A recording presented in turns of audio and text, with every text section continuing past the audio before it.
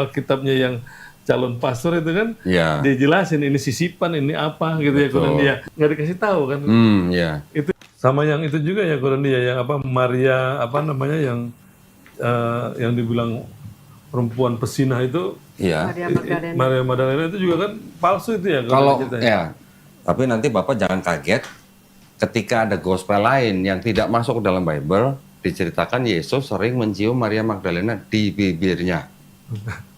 Mencium apalagi di bibir, bersentuhan tangan aja nggak boleh. Secara adat itu kan apa, Nggak boleh, itu iya. udah Ya sama kayak Islam juga kan memang nggak boleh. Betul, Bukan iya. muhrim.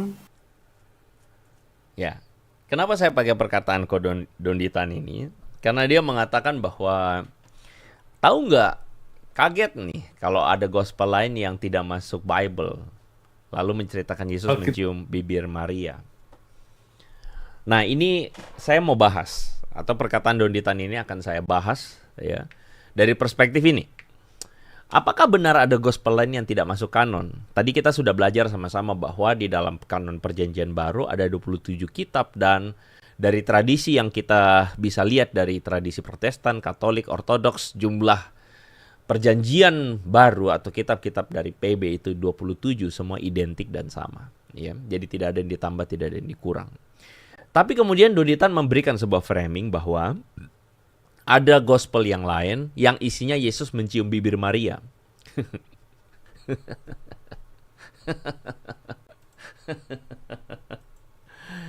Donditan mengatakan ada gospel lain menyebut Yesus mencium bibir Maria. Orang-orang ini lugu sekali, termasuk Pak Heri sayangnya. Sangat lugu, lalu kemudian mengatakan, oh amazing ya, menyala kok Donditan. Bener nggak perkataan Donditan ini, bener apa enggak? Saya mau kasih tahu kepada Anda yang asal meleper kemana-mana, nyembur-nyembur ke sana kemari ngomong data. Saya mau kasih tahu kepada Anda. Data Anda itu data yang benar data atau data-dataan. Semua orang bisa bikin data. Termasuk data-data hoax itu juga ada. Data hoax itu Anda mau bilang data. Kacau bener manusia-manusia ini ya.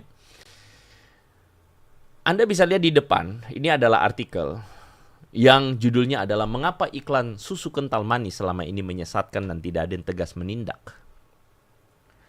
Jadi pada tahun 1887 ini iklan yang dimunculkan tahun 1887, di mana itu adalah iklan susu kental manis yang sebenarnya lebih tepatnya creamer, ya, condensed creamer manis. Itu beda dengan susu ya. Sudah sejak lama menggambarkan menaruh gambar balita, bayi, balita, anak-anak. Dengan kesan bahwa balita akan sehat minum susu kental manis. Padahal kenyataannya susu kental manis itu bukan susu, itu gula. Ya. Jadi susu kental manis itu bukan untuk balita sebenarnya.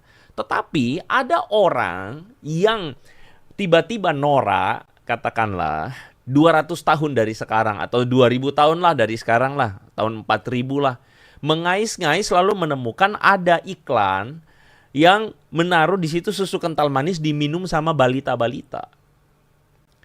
Jadi di masa mendatang itu orang sudah terdidik, tidak lagi memakai susu kental manis untuk balita, tetapi ada kaum yang mengatakan oh paling akademis dan ilmiah, mengambil data dari 2000 tahun yang lalu, mengambil data dan mengatakan ini dulu balita minum susu kental manis. Ini data membuktikan. Data. Jadi tidak semua data yang tertulis itu data sahih. Itu dulu, ya. Kalau Donditan bilang ada Injil gospel lain yang tidak masuk Bible, yang menyebutkan Yesus mencium Maria Magdalena. Anda mbok ya pinter dikit gitu teman-teman ya. Mbok ya pinter dikit. Pinter lah gitu loh. Otak itu coba dipakai gitu ya. Maksudnya kemampuan berpikirmu dipakai. Yang dikaruniakan kepada Sang Pencipta kepadamu itu dipakai. Jangan dipakai untuk bodoh gitu ya.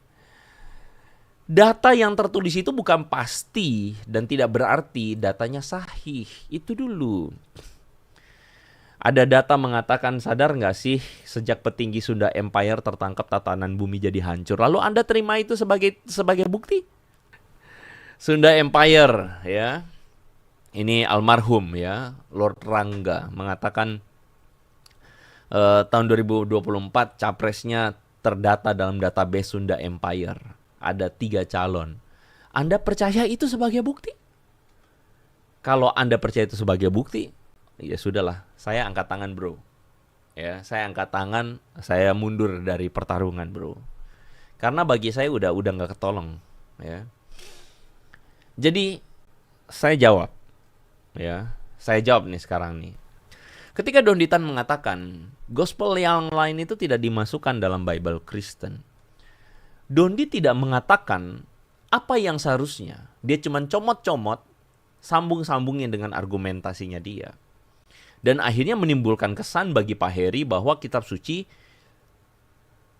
dikurang-kurangi. Jadi ada gospel di luar perjanjian baru yang tidak dimasukkan. Begitu. Nah makanya kenapa kita ngomong 27 kitab atau gospel kanonisasi perjanjian baru.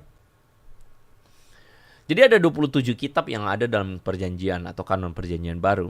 Yang teman-teman hari ini pegang rata-rata secara umumnya, yaitu ada 4 kitab Injil, lalu ada Kisah Rasul dan sebagainya. Teman-teman sampai di Wahyu Anda bisa lihat sendiri, ya kurang lebih. Nah, teman-teman kita bahas dulu apa itu kanon. Dari tadi Ko Andre sebut kanon gitu ya. Kanon apaan gitu ya. Nah, kalau teman-teman ngerti kanon atau kata yang sering dipakai oleh orang Kristen, kanon itu artinya itu semacam kayak measurement atau penggaris lah, anggaplah begitu. Jadi kanon itu diambil dari bahasa Yunani yang artinya penggaris, pengukur, ukuran gitu ya. Yang kemudian digunakan istilah ini untuk menyebutkan daftar dan tulisan rasuli. Daftar tulisan rasuli yang diakui, perhatikan ini, diakui dan diterima otoritasnya sebagai ajaran Yesus Kristus. Saya ulang ya, daftar tulisan rasuli yang diakui dan diterima otoritasnya. Bukan daftar buku-buku yang diciptakan gereja, bukan. Daftar tulisan yang diakui dan diterima otoritasnya sebagai ajaran Yesus Kristus. Apa kriterianya Ko Andre? Yang pertama, kriterianya harus apostolik. Apa itu apostolik?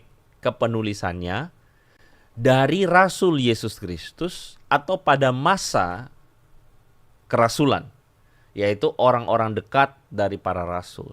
Jadi kira-kira di bawah abad pertama. Ya. Lalu kriteria kedua adalah reception. Diterima secara luas oleh para pemimpin gereja mula-mula. Nah itu penting sekali. Diterima secara luas. Kenapa perlu diterima secara luas? Ingat bahwa Injil adalah berita tentang Yesus Kristus.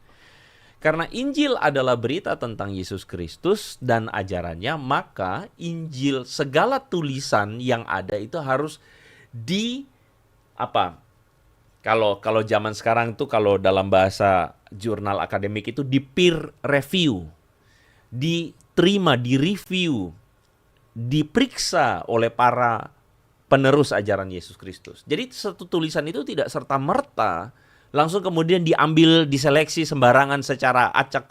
Tidak begitu. Tetapi diperiksa dulu apakah ajarannya benar, apakah isinya itu sesuai. Makanya ada namanya kriteria reception. Diterima oleh para pemimpin gereja atau tidak. Lalu kemudian kriteria terakhir adalah ortodoksi. Ortodoksi apa? Maksudnya konsisten dengan ajaran dasar iman Kristen. Jadi kitab Kristen itu tidak sembarangan, Bambang, ya. Tidak secara sembarangan disusun-susun, itu tidak sembarangan, tidak dibikin-bikin sembarangan, begitu. Nah, jadi kriteria kanonisasi inilah yang kemudian memberikan sebuah dasar.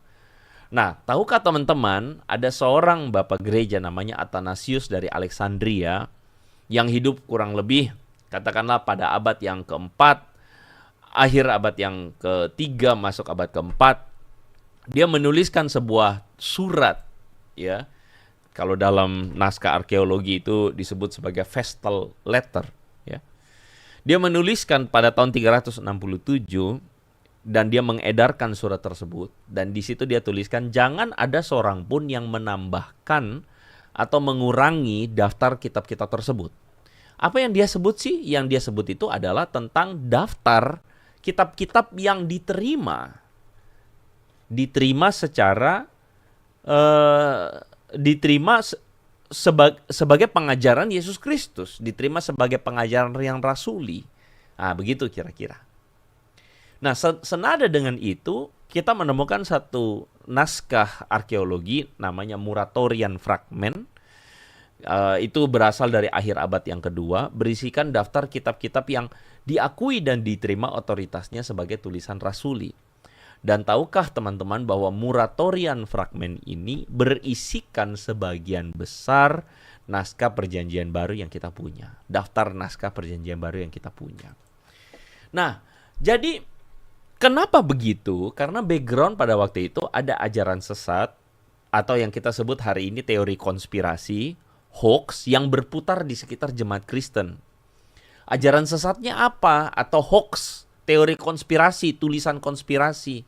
Itu adalah tulisan yang didasarkan atas salah satunya yang lagi ngetren saat itu tuh tulisan Gnostik. Tulisan Gnostik yang di dalamnya itu contohnya yang didengar atau dipropagandakan oleh Donditan sebagai Injil Thomas, Injil Filipus, Injil Maria Magdalena, Injil Nikodemus, Injil Thomas, Injil Petrus, dan lain-lain.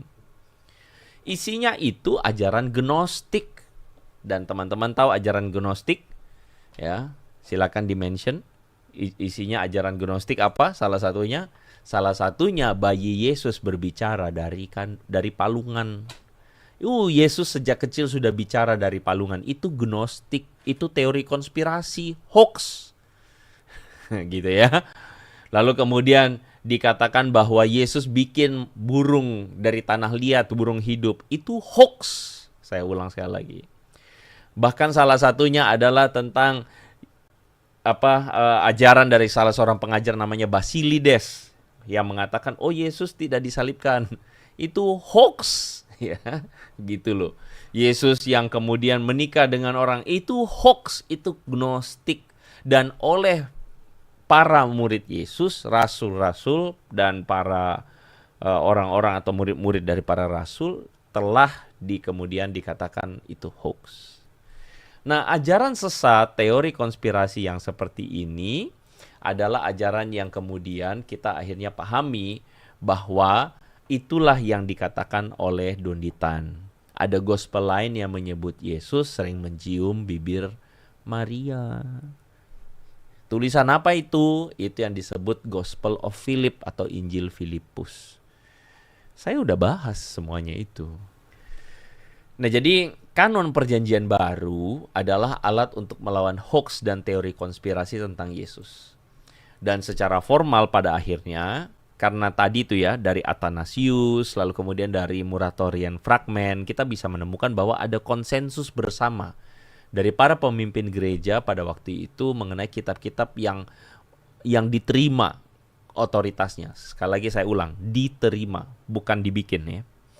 Nah, akhirnya pada tahun 393 karena desakan akan ajaran sesat yang makin banyak, butuh tulisan yang sahih atau butuh tulisan yang diterima otoritasnya sebagai ajaran para rasul, makanya dalam Konsili Kartago disahkanlah 27 kitab ini. Jadi gitu cara ceritanya, teman-teman.